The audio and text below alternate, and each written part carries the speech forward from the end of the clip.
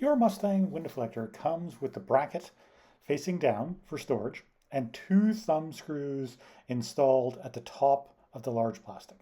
Start by removing the two thumb screws, and then you're going to turn the front bracket into the up position.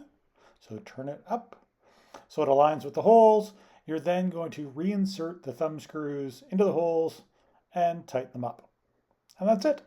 Then your product is ready to install in your Mustang.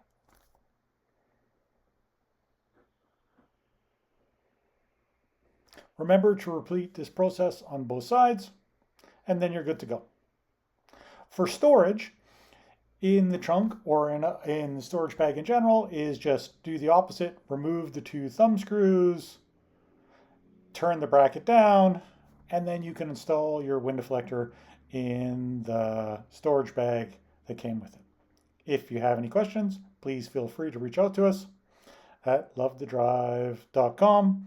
Information at Love the Drive or our 1-800 number 1-855-457-5683.